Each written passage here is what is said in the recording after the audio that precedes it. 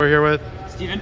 Alright, what'd you do today? I top seen Ycs Niagara Falls with Runick Live Twin Spright. Alright, why'd you play this deck? I think that tier might have a slightly higher tier in, but I figure there's going to be a lot of floodgates in the format, so I just want to play a deck with a lot of outs to these floodgates, which is where the Runick cards come in. And if you're playing Runicks, then you should be playing Spright because they're all level 2s. And I decided to play Live Twins because I think that using the battle phase is still a big detriment. Not always, sometimes you just pull ahead. But if you're breaking a board using the Runick cards, you're generally not cracking it fully unless you have Live Twins, which will give you pops. And so I just use Live Twins for mainly that. I also think it's one of the best normal summons in the game right now, so they definitely worked out. Alright, let's get to it. So Spright cards first, pretty standard lineup, 3 blue, 3 jet, 1 carrot, 1 red, 1 pixies. The only thing to talk about these two, some people are cutting them. I think they're fine for the main deck in game 1. In game 2, when you need to make your deck a bit more concise with better cards, you cut these. This is just so you don't lose to any like weird floodgates, like English or whatnot. And then carrot comes up versus some matchups. It's easy to side out enough though, so it's fine for game 1 when you just want good coverage. Then I have the Spright cards, 3 starters, 1 smashers. I decided not to opt to play second smash to the main because I don't think I need it considering I have the Runick cards. I already have enough ways out of these problematic floodgates. I side the second one, so in the matchups where it does come up or when I'm going first, it's fine. But in general, I think if you manage your resources well enough game 1, you don't need the second one.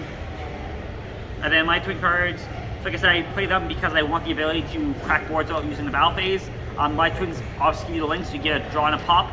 But they lock you into Fiends, which is fine because Nightmare Phoenix and Cerberus are also Fiends, so you still get 3 pops and 3 jaws because they'll all be equivalent without the battle phase, which is the side cards or other hand traps. So I would not play this deck without them.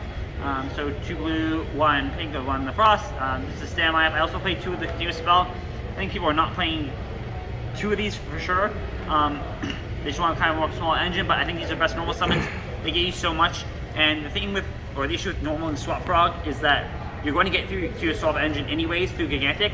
And so if you don't need a hard draw to swap because you want to draw something else that does something different. Which is why I decided to play a larger engine of these. And kind of similar to other things is I can always set up the extra 1 or 2 copies of these game 2 because I'm going to have increased consistency with the 6th card, as well as I can have better cards then in going second. But definitely those for the main deck, game 1 and game 2 or 3 if I'm going first, I will keep the maximum engine cards in and take out the other tech cards to reduce it. And then frog packets, 3 swap, 3 Ronin. Yes, I play a lot of normal summons. I did draw double normal summons a lot, but it doesn't really matter. As long as you're playing, you're fine. Having 1 dead card doesn't matter too much. It's not even dead, it's just something for next turn. I have played 2 in previous lists, because you don't need the 3rd one. But I decided to put the 3rd one just in case for the extra grind. It's an extra Ronin band, which is just a big deal. It also means that your Toad will actually give you like multiple ways to follow up as opposed to just 1 way.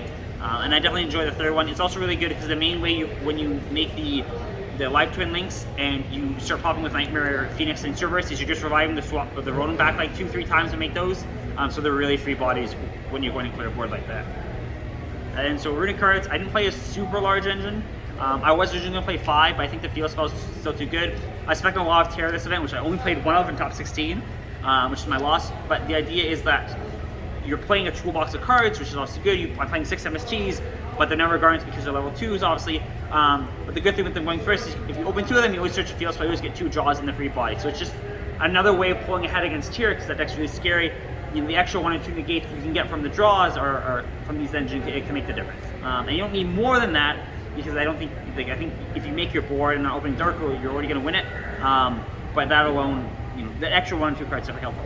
3 tip, 3 MST, because that's straight up back row.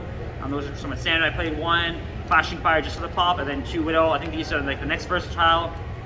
I wouldn't necessarily change the ratio. I think if you want to play 2 of this or 1 of this, I think it's reasonable. I just didn't want to max out on them. I never felt the need that I was going to go through multiple of them. I figured that I'm going to draw tip more, I'm just going to have those to search. And then 1 field spell, because this is still the way this engine gives you advantage, the way that's right to pull ahead against tier early on. I do slide that out going second in the mirror, as well as tier, but against rogue decks or slower decks, it's still good past game 1. And then I decide to play hand traps because I know people are on spell cancel / ERAT, and those cards are scary, so you can't just play like raw spells and try board breaking. You have to actually still play hand traps. So I play 3 Ash, 3 Nib, 3 Bell, and 3 Imperm. I think these are the best hand traps versus tier. And Spright, they're good for the most part. Yeah, Spright eats them pretty well sometimes. If they're going to open an insane hand, they'll play through 1 hand trap, 2 hand traps. Like That's fine, it happens, but they're not doing that every hand. And the Runick cards do help chip away weaker boards, so if you're stopping one engine, they don't have a smash, so they don't get the toe because of the bell or something, imperm, you're then able to clear the board a bit easier with Runick cards. So even with one hand trap, it felt fine going second into some matchups, where like in previous formats, all you had to. But I think these are just the best coverage for the best two decks, so I decided to play these ratios. I did play 45 cards in the main, which seems somewhat weird. And I had a guy, like, someone comment on my consistency. He was like, oh, like, you're playing 45 cards, like, you should brick at some point. But I'm only playing 12 tech cards plus the smashers I found, so there's 14 non-level 2s in my deck. Every other single card in my deck is level 2, so, like, I'm actually playing a more consistent deck. In the sense I'm going to draw level 2s more often. I'm going to draw, like, blue and jet a bit less, but I'm always going to be able to make gigantic more consistently than the versions. So if people aren't hand traps, which some number of Spright players aren't, and tier players aren't at all, like I'm still being able to go through my engine and combo consistently despite having a larger list. Extra deck, I play 3 elf, this is standard. 2 pink, 1 blue, you always go pink first, revive, make blue, and then revive the first pink, get the draw, and then you just make up the next pink. These cards are insane with the upcoming nightmares. So when you're going to clear a board, you always have your elf up there. All you need to do is make elf, you get the revive on the pink, you get the revive on the blue.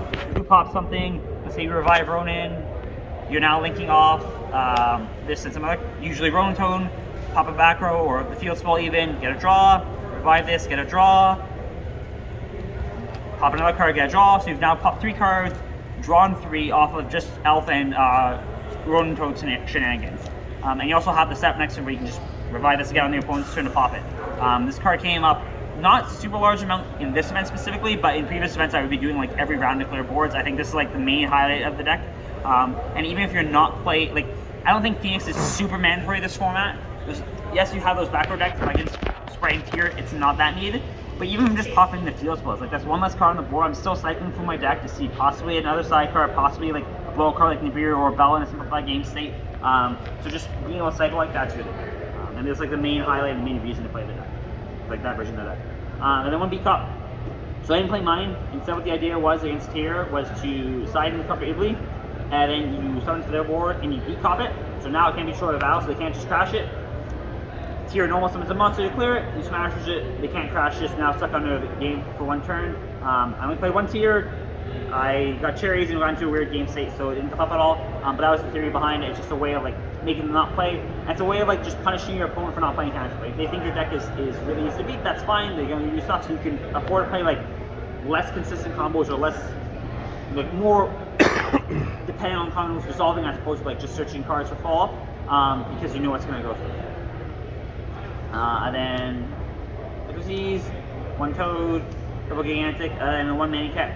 For those who know what it does, is you can detach 1 of this card from this, special summon a monster your opponent's field, and then you special summon from their graveyard, and then special summon 1 monster from your deck that's the same type or attribute.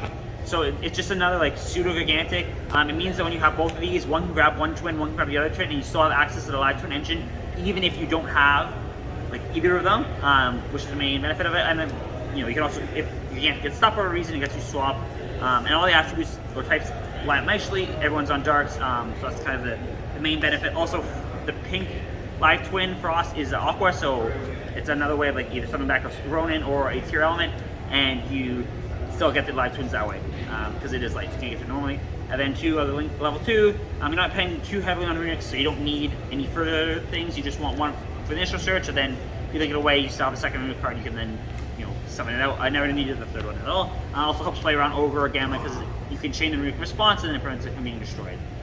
Side deck, I think my side deck was like the weakest part of my list so the entire weekend. It felt okay, but probably would change things going forward. Play through Jewel. In theory, this is okay versus Danger Tier elements. It's not the best, but I don't think it's much better other than Shifter, but like Shifter's a completely different strategy because it works your deck as well. I don't like those double-edged sword type of decks. I decided to play Jewel because I know a lot of people are on like pile decks still where they're playing multiple engines. And even if an engine only searches once, if you're playing 3 engine and every engine searches once, you're now stopping other engines from working at all because of Jewel. And so I think it was still reasonable that way. 1 we already talked about this. 1 rather than for time, you use it all weekend. 1 Pank, this shouldn't be in the deck at all because Runick cards are preventing you from going to battle phase. Second Smash, decided to in every game going first, just so you have extra follow up in the grind game. Duster for back row, Reboot for back row. triple droplets. In theory, this should be Dark Rule a little more. It's fine with the Runick cards, so you can just chain them all and send it in the grave. It came in handy like I think twice this entire event. Would I put this over Dark Ruler going forward? Maybe. I think the argument is that it's changing dodge solid, but it's good enough for what it does. And triple D barrier. I don't want to play Scythe because I think this is just a simpler way of doing it. I think it's better against Tira. So this goes in first against. All right, congrats. Any shout-outs today? Shout out to the entire Council of Rabina for all playtesting, as well as Eman Thomas for helping me playtesting practice for events. All right, congrats again. Thank you.